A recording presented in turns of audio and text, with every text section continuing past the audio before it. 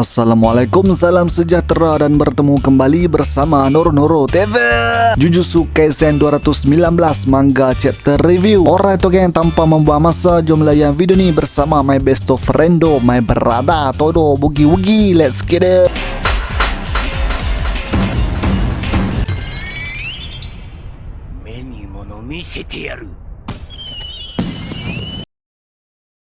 Chapter ini bermula dengan flashback zaman Heian pada hari pemujaan yang memerlukan penyerahan hasil tanaman padi kepada dewa-dewa. Sukuna dijemput oleh penduduk kampung kerana mereka perlu sembah Sukuna supaya hasil tanaman mereka makin berhasil. Sukuna jugalah yang bertanggungjawab memotong habis pasukan elit dalam klan Fujiwara. Penduduk kampung tak boleh nak buat apa-apa selain daripada meneruskan adat mereka supaya hubungan mereka kekal baik dengan Sukuna. Mereka bukan saja tak puas hati dengan Sukuna, malah mereka mempersoalkan lantikan seorang gadis kampung dari Aizu yang diberi jawatan tinggi. Perempuan itu ialah Yorozu yang diberikan jawatan dalam klan Fujiwara selepas dia kalahkan kumpulan elit Fujiwara. Dia cuma kalahkan, tapi Sukuna yang bunuh mereka semua rasanya. Yorozu dipanggil menghadiri upacara penyembahan oleh orang bawahan dan dia ditegur sebab selalu tak pakai baju. Memang boek lah. Yorozu tak peduli sebab dia dah biasa